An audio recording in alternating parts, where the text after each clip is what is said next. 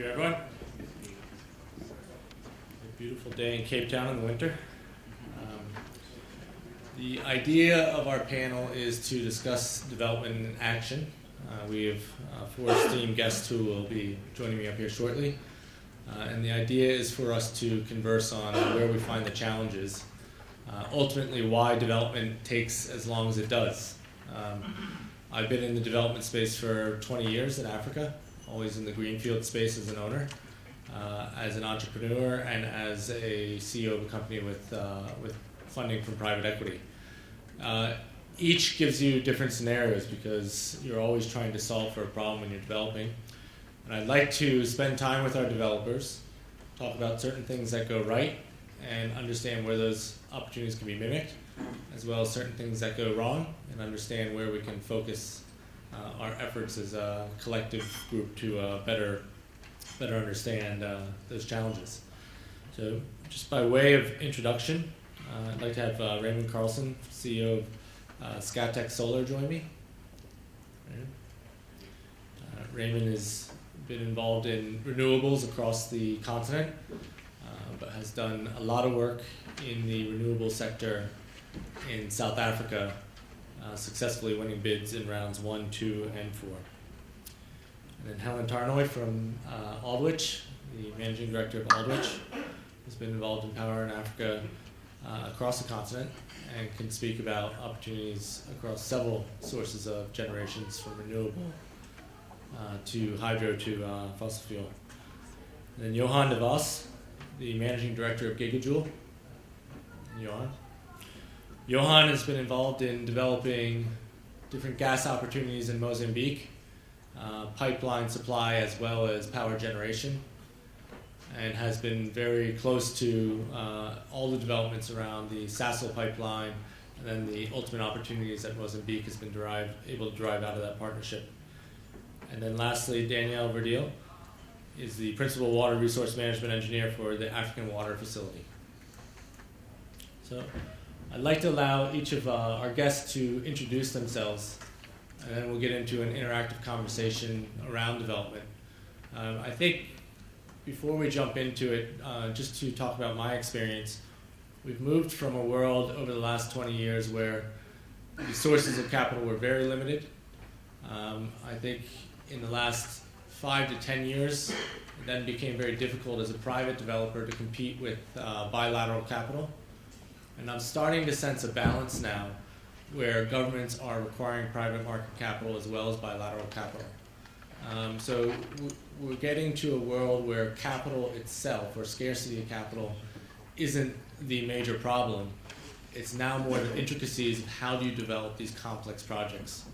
If we launch from the starting position that we're using project finance, you're really getting into the world of why can you finance a project off the merits of a 20 or 25 or 30-year concession period, sometimes longer, sometimes shorter.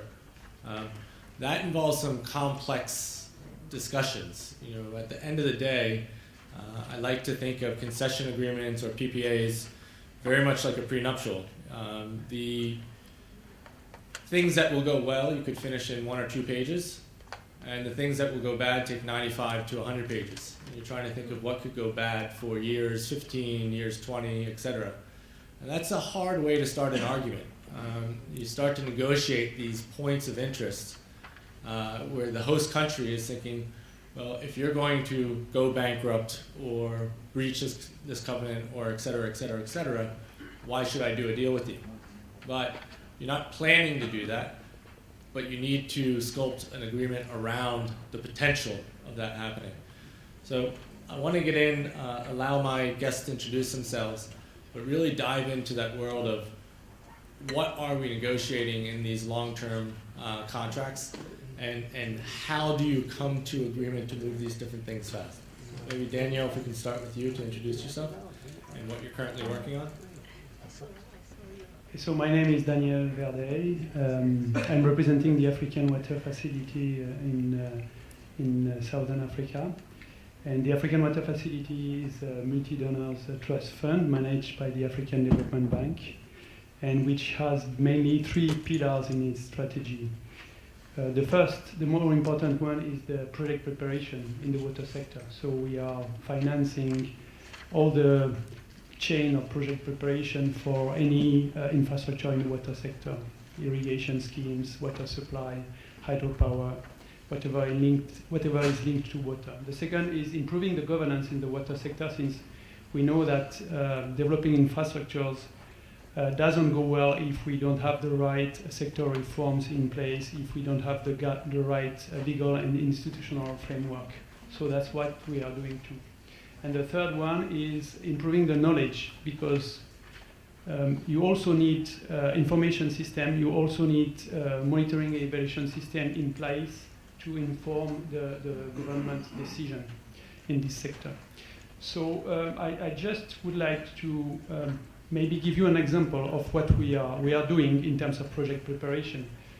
We are mainly funding project preparation for standard public type project, but we also have about 10 to 15% of our portfolio that are aimed at developing PPPs. So the example I'd like to pitch in 2 minutes is a mix of those two approaches. It's a complex but comprehensive project and a very interesting one. It's a transboundary river basin development program sharing between Malawi and Tanzania, where what we are preparing with what the governments are preparing, what we are supporting them to do is a multi-purpose infrastructure that includes a 180 megawatt hydropower dam that will also provide water for irrigation for 6,000 hectares, and that will control floods. But in addition, we don't want, and that's the philosophy of the African Water Facility, to prepare the standard hydropower project where the population will see the electricity passing over the head and not benefiting of any thing from this project. So this project also includes what we call social infrastructure, such as water supply, such as rural electrification, and even measures for pushing the economic diversification of this rural river basin. So where are we now? We have funded with other partners, NEPAD, IPPF, the Climate Resilience Infrastructure Development Facilities, 6 million euros of preparation studies, including a river basin development plan, that's the planning tool, a feasibility study, a detailed design, and a financing strategy. And we are now getting the results of all these studies and the preliminary finding of the financing strategy. The dam is about 470 million euros. The irrigation scheme is about another 80 million euros. And to just illustrate our different approaches, what most probably the dam and HPP will make the case for a PPP scheme. Now the question is, can we add to that the management and the irrigation scheme in the scope of this PPP, and to which extent this is less sure, but we are looking at that. And the rest of the measures most probably will be funded through fees that the hydropower scheme will give to the river basin organization that both governments are also putting in place, and that will come back to the local population through financing local development projects. So we are there. We have still a bit of way in front of us. Yeah, Daniel, maybe we'll finish introductions and then we'll dive deeper. Okay, sorry. Sorry, Johan, if you could introduce yourself and. Thanks, Brian. Just quickly, my name is Johan de Vos. I work for a company called Gigajoule. We're basically project developers and investors in energy. We got involved in Mozambique in 2003, and then in 2005 we completed a 100-kilometer gas infrastructure network, basically feeding gas to the industries in southern Mozambique. Since then we've converted more than 30 industries from imported HFO, diesel, LP gas and coal to natural gas. And then as early as 2006 we approached the government with a plan to convert some of the gas to electricity. Initially we got laughed at, because at that stage EDM got power through a swap agreement from Cahora Bassa and some coal power from South Africa. Eventually we carried on, and in 2010 we got a concession for a power generation plant. And in 2013 we had a PPA agreed with Eskom, and then we couldn't complete the PPA because the DOE then indicated that they will procure the power. Fortunately, at the same period, EDM also realized that they're short of power. We then concluded a PPA with EDM. And in July last year, we got financial close for a 100 megawatt power station. Started building in August. And I'm glad to report that because the first 7 Rolls-Royce engines on site, another 5 at Richards Bay, and hope to start generating power in November this year. That's terrific. Thank you. Helen, would you please introduce yourself? Thanks, Brian. My name is Helen Tarnoy. I am the Managing Director of Aldrich International. We're a classic IPP, I suppose, if that's the right expression. I think what Johan has said encapsulates what Brian has referred to. It took Johan 12 years to get to where he is. We closed the Lake Turkana wind project in Kenya last December, which had been in development since 2006. So that was only 8 years, so really quite relatively quick. And these are some of the challenges that project developers face. We've got a project which was mentioned this morning, and everybody was very tight-lipped about it, which is the Azura project in Nigeria, which has run into a roadblock, and which is effectively stalling the entire IPP process in Nigeria until that particular roadblock is solved.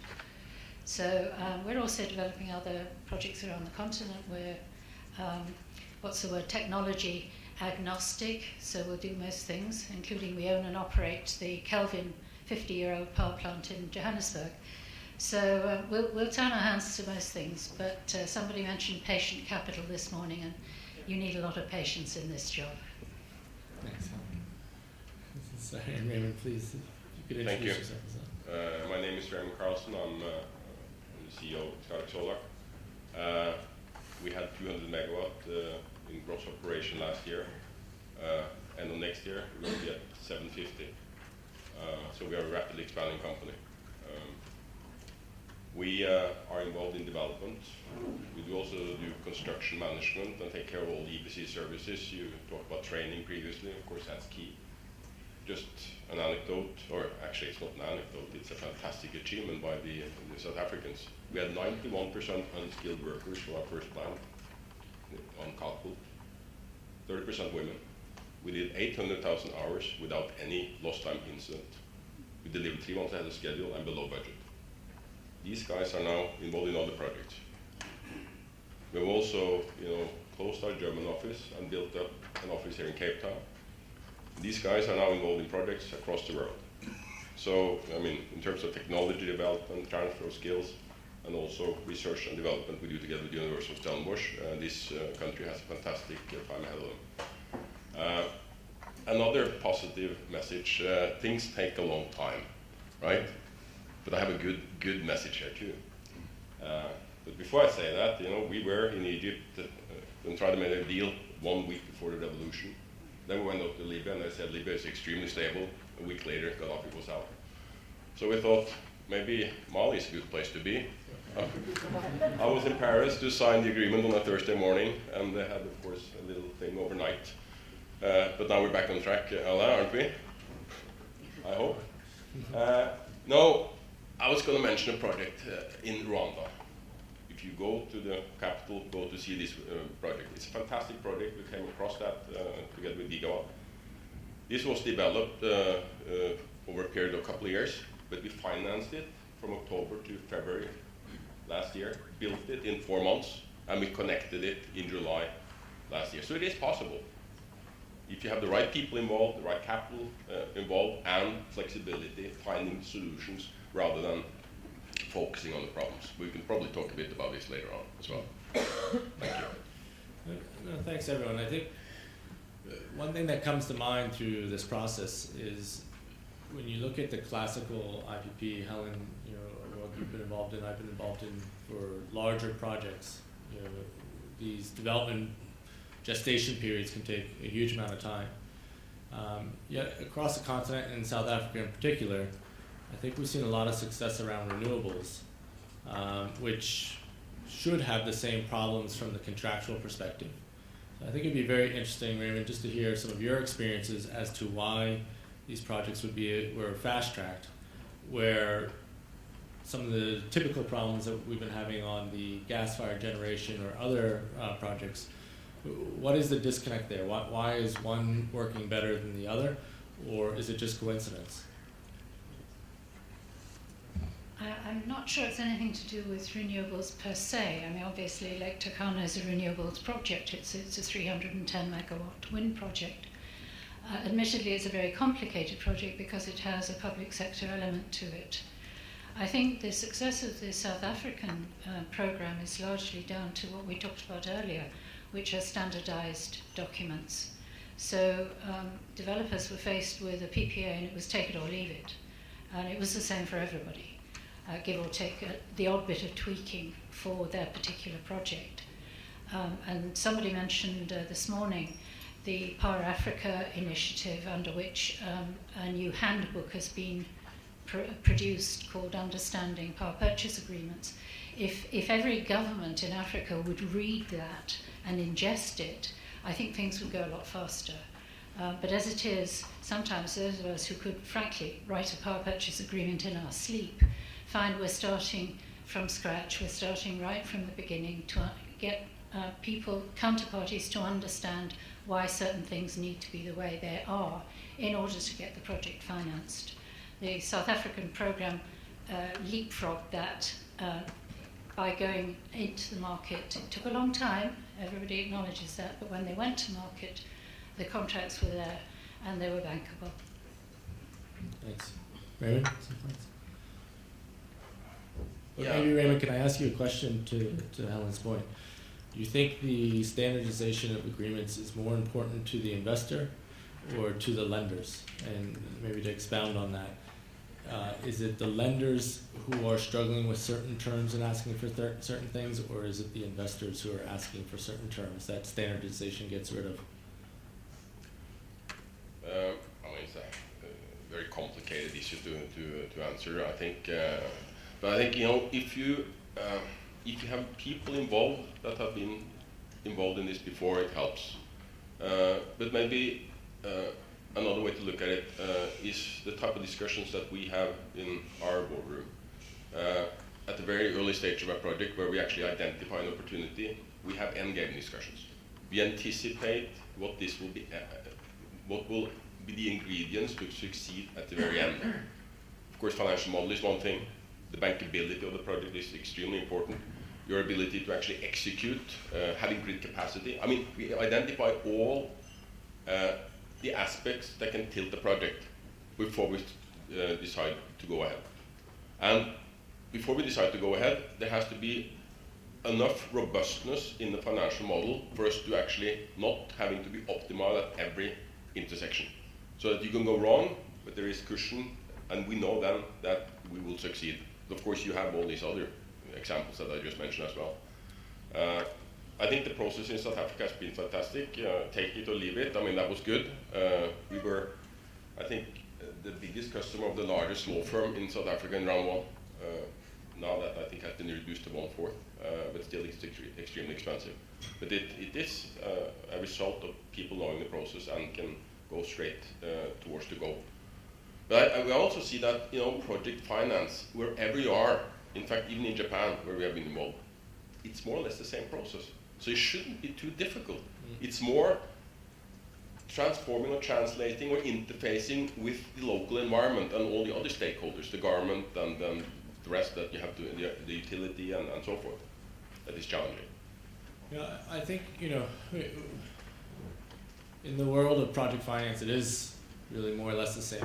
In the world of capital markets, they do want more or less the same.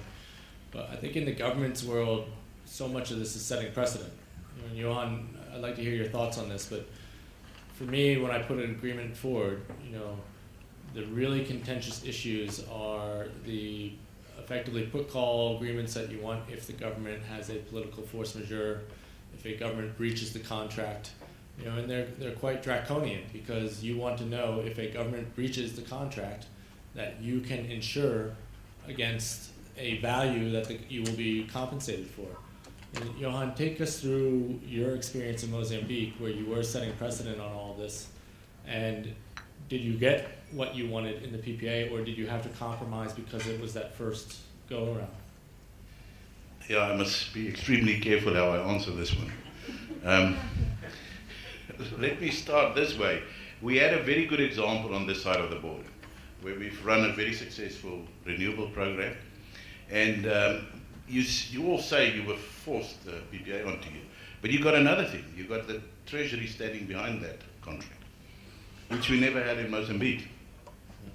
More than that, if you put a gas power station together, you sit with the other complexity of having the fuel source secured in a way that the banks are extremely happy that all the risk is taken away from the gas field, the reserve report in that gas field, that for 15 or 20 years you can have that gas flowing to your power station right through that gas chain. Then you sit with a utility which looked a little bit different to the utility we're selling power with in South Africa, and a different set of rules from government. So I think we were faced with an extremely challenging and complex new set of rules. But we got it across the line in a way that we got financial close with commercial banks. And I think that says it all for the willingness of the utility in Mozambique, as well as the government, to make this work. Daniel, I'll shift subjects for a second to address you, but you bring up something that fascinates me. I'm going to say it in a different way, where you effectively have cross-subsidization of returns on investment through a social investment structure linked into a commercial structure. Correct me if I'm wrong there. I really think that's a fascinating way of the future, and to have mega projects that have, whether they're off-grid or complementary projects with different blended IRs that ultimately work for an investor. It also is a way to solve different governments' problems, you know, in ways that are inclusive. Do you find, from the government's perspective, that they are more willing to take on some of the hard challenges of working with the private sector in order to solve an additionality problem than if it were just a general private sector deal?